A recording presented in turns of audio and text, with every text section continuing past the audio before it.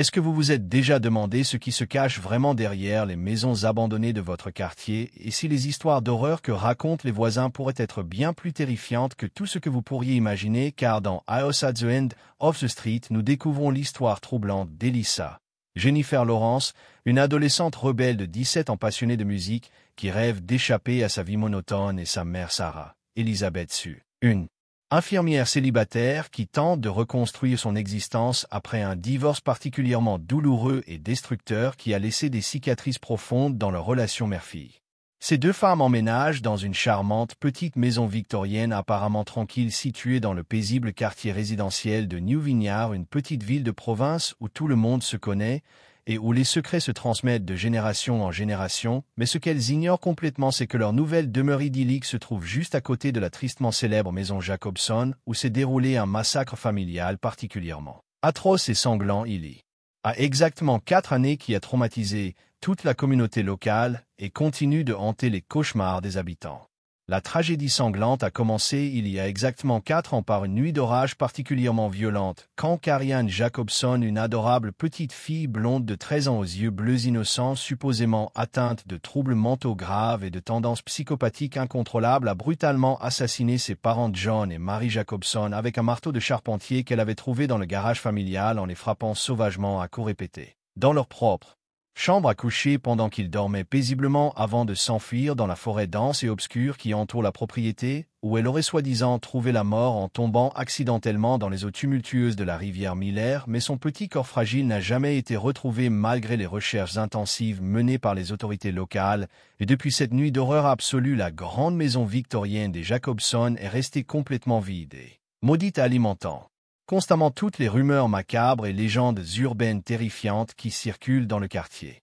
Elissa est une adolescente rebelle et indépendante qui joue passionnément de la guitare acoustique et compose ses propres chansons mélancoliques en rêvant secrètement de devenir une musicienne professionnelle reconnue et de s'échapper définitivement de cette existence étouffante qu'elle partage avec sa mère, mais elle se sent constamment oppressée et incomprise par Sarah qui travaille comme infirmière diplômée dans l'hôpital général de la région et qui tente désespérément de reconstruire sa vie personnelle et professionnelle après un divorce particulièrement difficile et traumatisant qui a détruit ses illusions sur l'amour et le mariage, alors quand elles découvrent par hasard qu'elles peuvent louer cette magnifique maison spacieuse à un prix vraiment défiant, toute concurrence grâce uniquement à sa proximité géographique malheureuse avec la maison maudite du massacre familial, Sarah décide pragmatiquement de saisir cette opportunité financière inespérée, malgré tous les avertissements inquiétant des voisins suspicieux et les réticences instinctives de sa fille Elissa qui ressent immédiatement une atmosphère oppressante et malsaine dans ce quartier trop tranquille. Mais ce que absolument personne ne sait dans tout le quartier ni même dans toute la petite ville de New Vineyard, c'est que Ryan Jacobson, Max Theriot, le mystérieux frère aîné de Karianne, âgé maintenant de 21, n'en est jamais vraiment parti de la maison familiale après la tragédie et continue de vivre complètement secrètement et clandestinement dans les pièces abandonnées de cette demeure hantée, en tentant désespérément de maintenir l'illusion pathétique que tout va parfaitement bien dans sa vie et qu'il mène une existence normale et équilibrée alors qu'en réalité profonde il cache un secret bien plus sombre, terrifiant et psychologiquement perturbant que tout ce que les habitants naïfs et insouciants de New Vineyard pourraient jamais imaginer dans leurs pires cauchemars les plus délirants et effrayants. Ryan apparaît superficiellement comme un jeune homme timide, introverti et profondément blessé émotionnellement par la tragédie familiale horrifique qui a complètement détruit et anéanti sa famille et son innocence d'enfant, et quand Elissa fait sa connaissance fortuite lors d'une fête organisée par les élèves du lycée local, où elle tente de s'intégrer socialement dans sa nouvelle école, elle ressent immédiatement une compassion sincère et une empathie naturelle pour ce garçon solitaire et mélancolique qui porte visiblement le poids psychologique écrasant de l'horreur familiale sur ses épaules fragiles, mais Sarah interdit catégoriquement et formellement à sa fille. Ryan prétend que Karianne est toujours vivante et qu'elle vit cachée dans les bois autour de la maison, en expliquant que sa sœur était une enfant profondément troublée qui souffrait de troubles mentaux sévères et qu'elle devient violente quand elle est contrariée ou effrayée, et c'est pour cette raison qu'il doit la maintenir à distance de la société pour protéger tout le monde de sa dangerosité. Un soir, pendant qu'Elissa est chez Ryan, ils entendent des bruits étranges venant du sous-sol et Ryan explique nerveusement que c'est Karian qui essaie de remonter et qu'elle devient agitée quand elle entend des voix inconnues dans la maison. Alors il demande à Elissa de partir immédiatement pour éviter tout incident. Mais cette explication ne convainc pas complètement la jeune fille, qui commence à soupçonner que quelque chose ne va pas. Les choses se compliquent quand Tyler et ses amis du lycée décident de faire une blague cruelle à Ryan en s'introduisant dans sa propriété pour vandaliser sa maison et effrayer la supposée Karian qui se cacherait dans les bois, mais leur plaisanterie tourne au cauchemar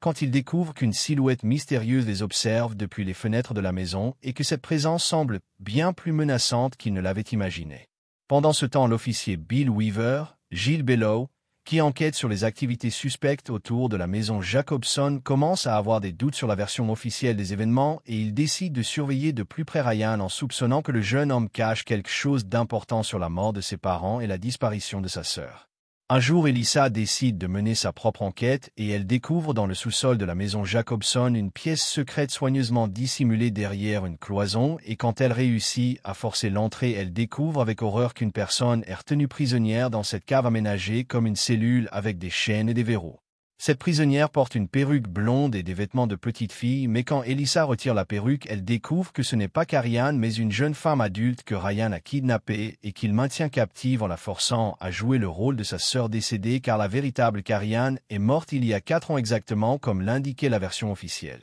La révélation la plus choquante arrive quand Ryan explique à Elissa la véritable histoire de sa famille et ce qui s'est réellement passé cette nuit tragique, car contrairement à ce que tout le monde croyait, ce n'est pas Karian qui a tué leurs parents, mais Ryan lui-même dans un accès de rage incontrôlable et il a ensuite maquillé la scène de crime pour faire porter la responsabilité à sa petite sœur. Ryan révèle qu'il souffre de troubles dissociatifs graves et qu'il a développé une obsession maladive pour sa sœur décédée qu'il idéalise et qu'il tente de maintenir en vie en kidnappant périodiquement des jeunes femmes pour les transformer en substituts de Karian, et quand ces malheureuses victimes refusent de jouer le jeu ou tentent de s'échapper, il les tue et recommence avec une nouvelle prisonnière. Elissa comprend qu'elle est maintenant en danger mortel car Ryan a décidé qu'elle ferait une parfaite nouvelle Karian et il commence à la druquer pour l'affaiblir et la rendre plus docile pendant qu'il prépare sa transformation et sa captivité permanente dans le sous-sol, mais la jeune fille réussit à garder suffisamment de lucidité pour chercher un moyen de s'échapper. Pendant ce temps, Sarah découvre que sa fille a disparu et elle contacte immédiatement l'officier Weaver qui organise une perquisition de la maison Jacobson avec ses collègues, mais Ryan a eu le temps de cacher Elissa dans un endroit secret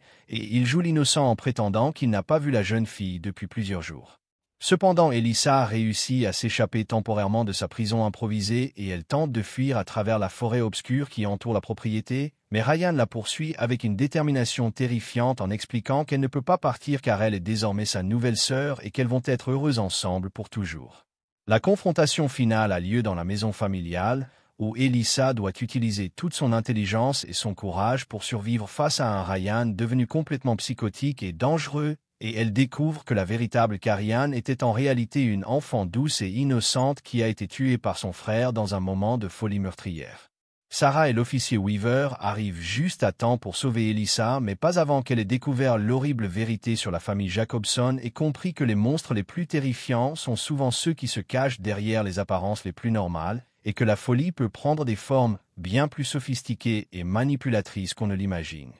Us at the End of the Street nous enseigne de manière glaçante et définitive que la vérité est souvent infiniment plus complexe, sophistiquée et terrifiante que toutes les légendes urbaines les plus effrayantes et que les secrets de famille les plus sombres peuvent créer et façonner des monstres humains bien plus dangereux, psychologiquement destructeurs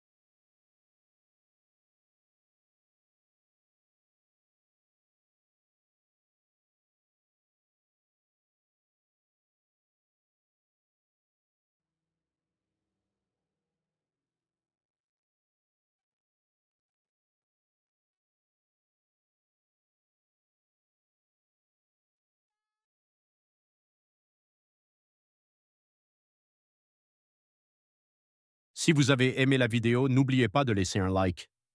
Abonnez-vous et activez les notifications pour découvrir encore plus de secrets sur les films et les séries. On se retrouve dans la prochaine vidéo.